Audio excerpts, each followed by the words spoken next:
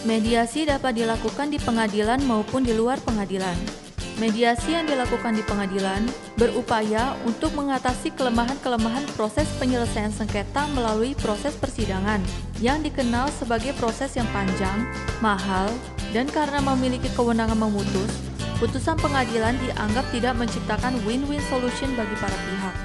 Mahkamah Agung pada tanggal 4 Februari 2016 mengesahkan Peraturan Mahkamah Agung Nomor 1 Tahun 2016 tentang prosedur mediasi di pengadilan. Perma ini adalah perma terbaru yang mengatur tentang prosedur mediasi di pengadilan dan menggantikan Perma Nomor 1 Tahun 2008 tentang prosedur mediasi di pengadilan yang lama. Terdapat 4 jenis mediasi yang diatur dalam Perma Nomor 1 Tahun 2016, yaitu: pertama, mediasi wajib; kedua, mediasi sukarela pada tahap pemeriksaan perkara dan pada tahap upaya hukum. Mediasi wajib di pengadilan dilaksanakan di saat awal persidangan sebelum gugatan dibacakan. Secara garis besar, prosedur mediasi wajib mencakup 1. Tahapan pramediasi, 2. Tahapan proses mediasi, 3. Tahapan akhir proses mediasi. Mari kita lihat satu persatu proses mediasi. Tahapan pramediasi. Penggugat untuk menyelesaikan sengketanya mendaftarkan gugatan ke pengadilan yang sesuai dengan kompetensi relatif dan kompetensi absolut pengadilan tersebut. Setelah gugatan terdaftar, pengadilan akan menentukan hari sidang pertama dan penggugat dan tergugat akan menerima surat panggilan sidang dari pengadilan. Berdasarkan pasal 17 Perma 1 Tahun 2016, pada hari sidang yang telah ditentukan dan dihadiri oleh para pihak, hakim yang memeriksa perkara mewajibkan para pihak untuk menempuh mediasi. Hakim tersebut juga akan memberikan penjelasan tentang mediasi. Setelahnya, para pihak wajib menandatangani formulir penjelasan mediasi sebagai bukti telah mendapatkan penjelasan yang lengkap tentang proses mediasi. Kemudian, berdasarkan pasal 20 ayat 1, para pihak diberikan waktu 2 hari kerja untuk menunjuk mediator. Mediator yang dipilih harus memiliki sertifikat mediator dan terdaftar di pengadilan setempat. Lalu, berdasarkan pasal 20 ayat 3 Perma 1 Tahun 2016, jika batas waktu 2 hari berakhir dan masih belum berhasil menunjuk mediator, maka majelis akan menunjuk mediator dari pengadilan, yaitu hakim yang tidak mengadili perkara tersebut. Mediator yang ditunjuk kemudian menetapkan hari dan tanggal pertemuan mediasi. Hal ini diatur dalam pasal 21 ayat 1 Perma 1 Tahun 2016. Tahapan proses mediasi. Berdasarkan pasal 24 ayat 1 Perma 1 Tahun 2016, para pihak kemudian menyerahkan resume perkara dalam jangka waktu 5 hari untuk diserahkan ke mediator agar mediator dapat memahami permasalahan dari sudut pandang masing-masing pihak yang bersengketa sehingga membantu mediator dalam proses mediasi. Setelah mediator menetapkan hari mediasi dan menerima resume perkara masing-masing pihak, proses mediasi sudah berjalan. Jangka waktu pelaksanaan mediasi adalah 30 hari sejak penetapan perintah melakukan mediasi. Atas dasar kesepakatan para pihak, jangka waktu mediasi dapat diperpanjang paling lama 30 hari. Hal ini diatur dalam pasal 24 ayat 2 dan 3 Perma 1 Tahun 2016. Berdasarkan pasal 25 Perma 1 Tahun 2016, materi perundingan mediasi tidak terbatas pada apa yang tercantum dalam gugatan saja. Bila kesepakatan tercapai untuk materi yang tidak tercantum dalam gugatan, maka penggugat dapat mengubah gugatan dengan memasukkan kesepakatan tersebut. Tujuan dari hal ini adalah untuk mempermudah para pihak mencapai kesepakatan. Jika dalam proses mediasi dibutuhkan keterangan dari saksi ahli, misalnya untuk penilaian atau penafsiran nilai sebuah aset, berdasarkan pasal 26 Perma 1 Tahun 2016, maka biaya untuk ahli tersebut ditanggung oleh para pihak dan harus disepakati sebelumnya apakah hasil keterangan dari saksi ahli tersebut mengikat atau tidak. Tahapan akhir proses mediasi. Berdasarkan pasal 27 Perma 1 Tahun 2016, jika proses mediasi berhasil, maka para pihak dapat memilih untuk 1. Membuat kesepakatan perdamaian dan dikuatkan dengan akta perdamaian melalui putusan majelis hakim. 2. Para pihak dapat meminta pencabutan gugatan.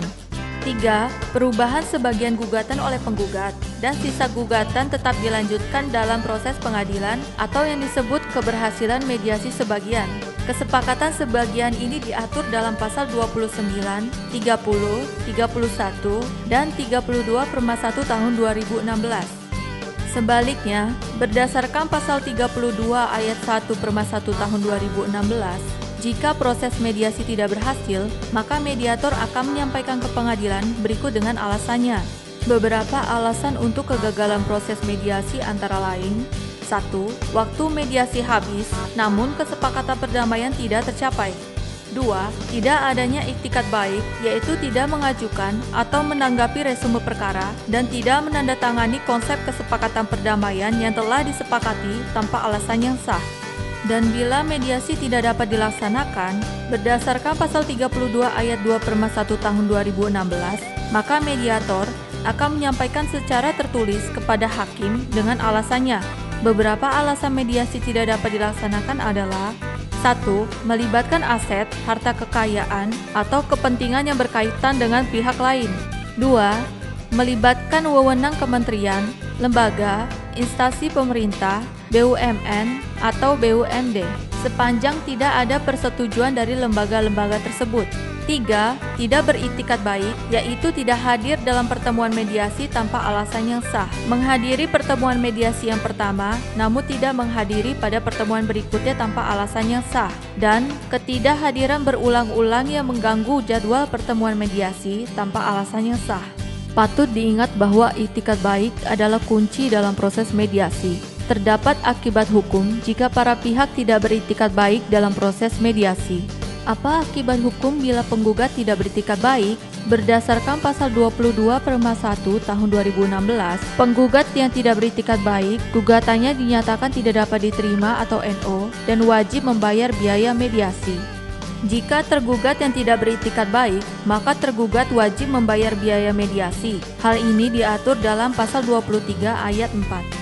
Dan bila kedua pihak baik penggugat dan tergugat dinyatakan tidak beriktikat baik, berdasarkan pasal 23 ayat 8 Perma 1 tahun 2016, maka gugatan dinyatakan tidak dapat diterima tanpa penghukuman membayar biaya mediasi. Lalu, bagaimana dengan prosedur melakukan mediasi sukarela? Seperti yang sudah disebutkan sebelumnya, proses mediasi sukarela terjadi saat perkara sudah masuk dalam tahap pemeriksaan atau saat upaya hukum.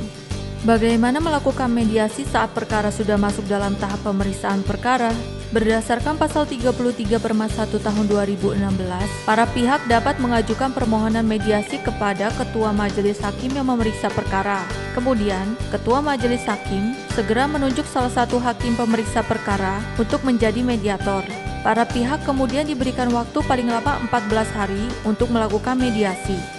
Lalu bagaimana jika para pihak mencapai kesepakatan, sedangkan perkara sudah masuk dalam tahap upaya hukum? Patut diingat bahwa upaya perdamaian dapat ditempuh selama sepanjang perkara sudah diputus pada pengadilan tingkat pertama dan belum diputus di tahap upaya hukum. Para pihak yang telah berdamai melalui mediasi mengajukan kesepakatan perdamaian secara tertulis kepada Ketua Pengadilan Negeri atau Ketua Pengadilan Agama untuk diteruskan kepada hakim pemeriksa tingkat banding, kasasi, maupun peninjauan kembali. Namun, jika berkas perkara sudah dikirimkan ke Pengadilan Tinggi atau Mahkamah Agung, kesepakatan perdamaian bisa diajukan bersama-sama berkas perkara. Kesepakatan perdamaian ini wajib memuat ketentuan yang mengesampingkan putusan yang telah ada. Terhadap kesepakatan perdamaian tersebut, hakim pemeriksa perkara akan menguatkan akta perdamaian paling lama 30 hari sejak diterimanya kesepakatan perdamaian.